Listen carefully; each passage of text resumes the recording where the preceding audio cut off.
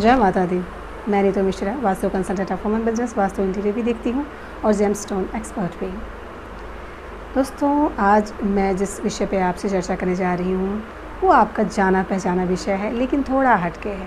कुछ ऐसी चीज़ें जो आपको शायद किसी और कंसल्टेंट से ना सुनने को मिली हो या आपको उसकी डिटेल जानकारी ना हो। और दोस्तों, वो विषय ये है कि अगर ईशान कोण में, जैसा कि हम सबको पता है कि ईशान कोण में ही मंदिर होना चाहिए, ये बहुत अच्छा होता है, वास्तु शास्त्र इसकी सलाह देता है। लेकिन अगर किसी कारणवश अगर आप ईशान कोण में मंदिर नहीं बना पाते हैं, तो कौन से स्थान है जहाँ पे आप मंदिर बना सकते हैं और जिसकी सलाह वास्तु ही देता है। दोस्तों, जिस तरह से भारत देश की जनसंख्या बढ़ती जा रही है, आबादी बढ़ती जा रही है, कई बार कुछ ऐसी जगह भी होती है, कुछ ऐसे घर भी होते हैं जो छोटे होते हैं, जहाँ पे ज़्यादा स्थान नहीं होता है और हमें कहीं न कहीं अपनी सुविधाओं को, अपनी सहूलियत को और घर में जितने सदस्य होते हैं उनको, उनकी जो सहूलियत होती है उसको ध्यान में रखते हुए ही प्लेसमेंट करनी पड़ती है। और कई चीज़ें होती हैं जिन्हें हमें प्लेस करना होता है। ऐसे में कई बार हमें मुश्किल होती है कि हम ईशान कोण में मंदिर कैसे बनाएं। हम नहीं बना पाते, हमें वो स्थान कई बार नहीं मिल पाता है। दोस्तों, अगर नेट पे वीडियोस को सर्च किए जाएँ तो आपको हज़ारों ऐसे वीडियो मिलेंगे जहाँ पे ये बात कही जाती है कि मंदिर हमेशा ईशान कोण में ही होना चाहिए। ये सच भी है दोस्तों। वास्तुशास्त्र भी ईशान कोण के मंदिर को ही सर्वोत्तम होने की सलाह देता है। लेकिन यदि किसी कारणवश आप ईशान कोण मंदिर नहीं बना पाते हैं, तो ऐसे वो कौन से विकल्प हैं जहाँ पे अगर आप मंदिर बनाते हैं तो आपको ईशान कोण के जैसा ही लगभग आपको लाभ मिलता है। आज दोस्तों मैं आपको इसी के बारे में बताऊँगी, क्योंकि कई बार ऐसा हुआ है कि जब मैं विज़िट पे गई हूँ तो लोगों ने अपनी परेशानियाँ शेयर की हैं मुझसे कि मैम, मेरे पास जगह नहीं हो पा रही है, यहाँ पे हमने ईशान कोण में कुछ और चीज़ें बना रखी हैं और हम यहाँ पे मंदिर नहीं बना पा रहे हैं, हम क्या करें। दोस्तों, कभी भी वास्तुशास्त्र वहम को सपोर्ट नहीं करता, वहम को का समर्थन नहीं करता। और मैं खुद एक धार्मिक प्रवृत्ति की महिला हूँ और मेरा खुद का मानना है कि अगर ईश्वर का आशीर्वाद आपके घर में, आपके परिवार पर है, तो डेफ़िनेटली ऐसा कोई दोष नहीं है, ऐसी कोई समस्या नहीं है जो बहुत लंबे समय तक आपके घर पे टिक जाए।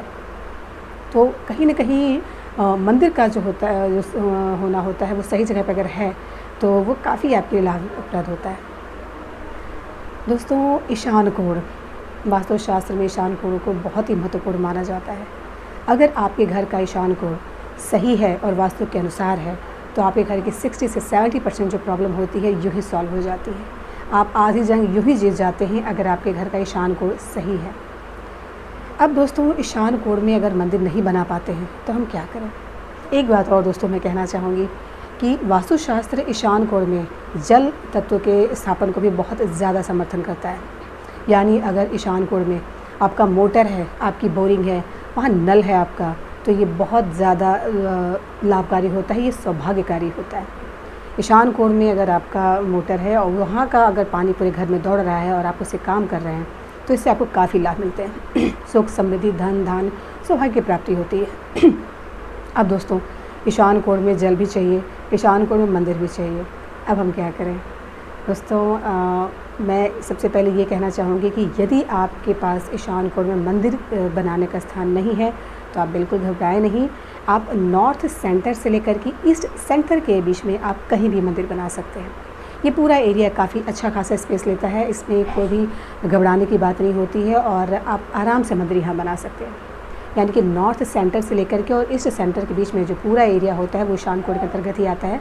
और यहाँ पे कहीं भी अगर आप मंदिर बनाते हैं तो आपको वही लाभ मिलता है जो ईशान कोण के मुख्य ईशान कोण के मंदिर से मिलता है।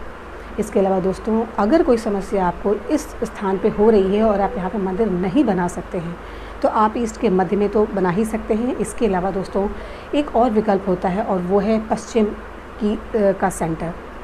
यानी कि पश्चिम का जो मध्य भाग होता है, वायव्य कोण से थोड़ा सा हटके और नैऋत्य कोण से भी थोड़ा हटके, बीच में सेंटर में अगर आप पश्चिम दिशा के मध्य में भी बनाते हैं तो ये भी अच्छा होता है। ये कहीं न कहीं वास्तु लास्ट विकल्प जो होता है वो इस दिशा को देता है।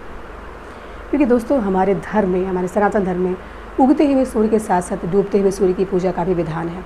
हम डूबते हुए सूर्य की भी पूजा करते हैं और जो सूर्य होता है दोस्तों, उसका जो अस्त होता है वो पश्चिम दिशा में होता है। तो यहाँ पे भी मंदिर बनाया जा सकता है, ये भी आपको उतना ही लाभ पहुँचाएगा। लेकिन दोस्तों अगर पश्चिम दिशा के मध्य में आपका मंदिर है और आपके पास कोई विकल्प नहीं है और आप वहाँ पे मंदिर बनाते हैं तो वहाँ के मंदिर के इंटीरियर का बहुत सही होना, वास्तु के अनुसार होना बहुत ज़रूरी होता है।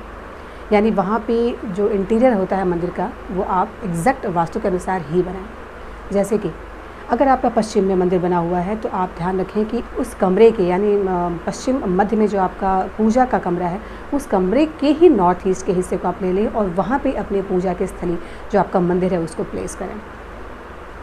इसके अलावा दोस्तों, जो भी वाटर सोर्सेज होते हैं, अगर आप कलश रखते हैं या आप जो भी वाटर संबंधित कोई चीज़ें रखते हैं, गंगा जल वगैरह रखते हैं, तो आप उस कमरे के नॉर्थ के हिस्से में रखें। अग्नि यानी दिया अगर जला रहे हैं तो आप उसको जो है ईशान आग्नेय कोण में दिया जलाएं।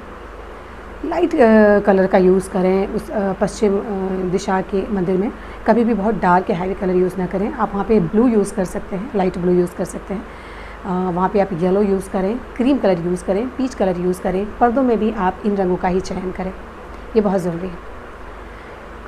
तो दोस्तों, अगर आप नॉर्थ मिड से लेकर के अगर ईस्ट मिड तक अगर आप मंदिर नहीं बना पाते हैं किसी वजह से, तो आप आराम से पश्चिम मध्य में आप मंदिर बना सकते हैं। लेकिन जैसा कि मैंने कहा, जो उसका इंटीरियर होता है उसको वास्तु के अनुसार ज़रूर बनाएं, ये काफ़ी ज़रूरी है। दोस्तों, नॉर्थ सेंटर से ईस्ट सेंटर के बीच में मंदिर बनाना बेहतर है। इसके अलावा जैसा कि मैंने बताया कि वेस्ट सेंटर में आप मंदिर बनाएं, इंटीरियर का ध्यान रखते हुए कि वास्तु के हिसाब से पूरा इंटीरियर होना चाहिए। लेकिन दोस्तों, कुछ सावधानियां भी बहुत ज़रूरी हैं।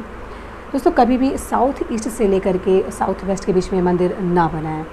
दोस्तों, वैसे तो ईश्वर सब जगह विद्यमान है और उनका कोई स्थान तय नहीं हो सकता है कि वो वहाँ पे ही मौजूद होंगे या हम पर उनकी कृपा होगी।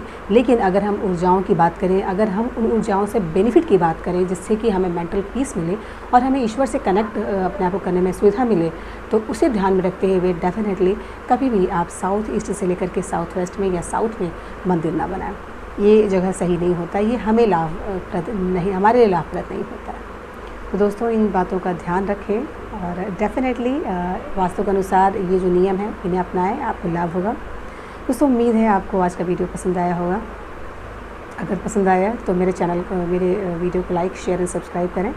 और यदि कोई समस्या आपको वास्तु संबंधित है तो आप मुझे मेल कर सकते हैं, कमेंट बॉक्स में भी लिख सकते हैं। यदि कोई टॉपिक है जिस पर आप चाहते हैं कि मैं आपको इसके बारे में कुछ सजेशन दूँ या कुछ सलाह दूँ, तो आप मुझे बता सकते हैं या मैं वीडियो बनाऊँ तो डेफिनेटली मैं बनाऊँगी।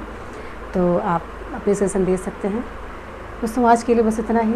नए वीडियो में एक नए टॉपिक के साथ मैं नीतू मुशर्रफ मिलती हूँ। तब तक के लिए स्वस्थ रहिए, प्रसन्न रहिए, मुस्कुराते रहिए। जय माता दी।